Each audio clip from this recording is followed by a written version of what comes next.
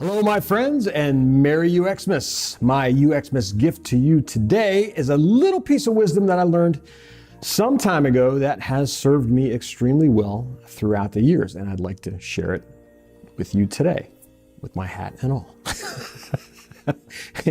That piece of advice is the idea of small wins. Okay, we've all heard this before. It's a common refrain, you need small wins, right? Small gains. But it's important enough that it bears repeating, especially because it's important when time is short. It's important when there isn't enough of you to go around. It's important when there isn't enough time or enough budget or enough people, or any of those things, okay? You know, people ask me all the time, how do I sell the benefits of UX, okay? And my answer is always some flavor of, you need a small win fast, okay? You need something that gets everybody on a positive note going, oh, wow, okay, that really worked. That was really good. Because you don't want to waste your time putting together slideshows and reports and case studies and things that are packed with, facts and figures and financials. You don't want to hold, come to Jesus meetings with the intent of getting everybody on board the UX train. All right. It's a high-minded ideal. We read about it all the time. We hear about it all the time. It sounds great in theory. It rarely works in practice. Okay. I've seen that advice just like you have. And the 3 decades that I've been doing this, almost 3 decades, tells me that, man, where the rubber hits the road, it falls flat. Okay. So you can do all that stuff. You can preach until you're blue in the face, but mark my words, no one is going to listen to a word of it. Okay. So instead, you need to do something that's positive, that's realistic, that's achievable. All right. It may be small, but it'll carry a lot more weight when it comes to convincing people in your organization to act on it and convincing them that this UX stuff is worth spending time and effort on. Okay. On a product level, in an environment where speed trumps everything else, you don't have the time to tackle everything, right? That's reality. So you're looking for things that have high impact, low effort. By way of example, I'm going to share a story with you that I related to a crowd in Canada a few months back, and it illustrates this point. All right, so I'd like to take a moment and share that with you here. What the clients often tell me is something like this. We need to completely redesign this system. I had a large organization I was working with where there was panic, and this is extreme, right? But they were panicked, okay, because it's a B2B situation. They're selling services online. Big money is or is not changing hands, and people are abandoning the transaction process at checkout. They get to step 2 and they bail. Something like 85% of the people who are going through the process were just bailing out at the second step. And they're like, we don't know what's happening. We're talking to people. No one can give us any answers. So their thing to me is we need to overhaul this entire system. This is millions of dollars worth of work. And I listen, and I let them air it out, and I let them get all their stuff out on the table. And then the first thing that I do is ignore that request. And instead, I ask them a question. What question do I ask them? You tell me. Why? Why is that happening? Do you know why it's happening?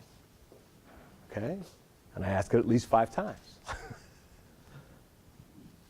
I understand that you have all this stuff you feel like needs to happen. Take a step back. Why is that occurring? Until we know why that is occurring, we're not spending $1 on anything. Because 9 times out of 10, you'll wind up with the same problem you have right now. Turns out that the issue was solely in the checkout process. What their team had done, their product team had done, is instead of adopting any number of existing platforms for this, they custom created one. And it ran counter to every checkout process you've ever seen in your entire life. How about this? You got, again, a very expensive product here. We're talking about a monthly payment, which is essentially equals, 6 figures a year. It's a product that's highly customized. So you have to know what you chose, and you have to know what customizations you made to it at every point in that process in order for you to feel confident going ahead and pressing that button and saying, yes, we want this. On step 2, the title of the package was gone, just disappeared completely. Nor is there a list of all the stuff that you just added to your cart. you don't know what you're paying for. Okay? Then there's no opportunity to review those details, to review your order until after you have checked out. Again, we're not talking about 20 bucks on Amazon here. So I said, look, fix these two things. And we looked at a couple, typical checkout processes. Match this flow, get this data up there where it's there all the time, throughout the entire process, so that there's continuous review, and then there's an extra step. Okay, review your order. Here's what we got. Here's what you're going to buy. It's safe to press the button. Do that. Let's sit with it for 3 or 4 months and see what happens. All right? Don't redesign anything. Don't change the way anything looks. Just do these things. So they did. It took them about 2 days. 200% increase in conversion. Completed checkouts. Okay? Now, I get paid to be there. I can certainly hang out and say, yeah, we're going to redesign the whole thing. This is going to be 2 years, and I'll consult with your team, and I'll work with them side by side, and I'll get paid a lot of money. It's the wrong thing to do. Okay? It's the wrong answer. It's not necessary. And it doesn't do me any favors, because after they do all that work and they still have the same problem, guess who's on the hook? We paid you all this money for all this time and nothing changed. This is the value of looking beyond what's asked to figure out what's really going on, okay? So what actually needed to happen is the teams needed to stop reinventing the wheel. That's what the real problem was. We have a tendency to look toward redesign, improvement, upgrades, okay? It's natural for us. There are an innumerable amount of instances where it's just not necessary. Pretty amazing, right? So hopefully what you see there is that a very, very small change, a step back to ask the right questions and say, what's really happening here in the first place? And do we really need to do all that stuff?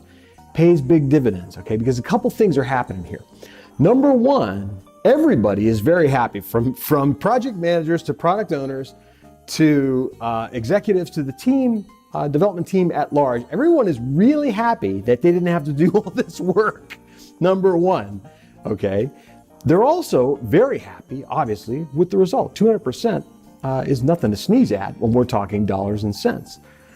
Okay, so the first thing that happens is everybody realizes, wow, okay, I guess all that really wasn't necessary. The second thing that happens is that after that, all those people look at you very differently.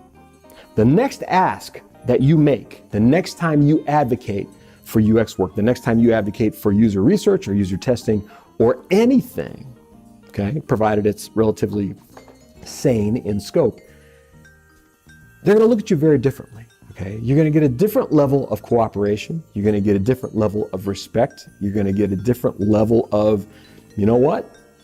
Those guys did a hell of a job last time, and maybe, okay, so let's hear them out. Let's hear what they have to say, and let's go down the pathways and see what happens. You're going to get a lot less resistance, okay? That's the value of small wins. That's the value of low effort and high return.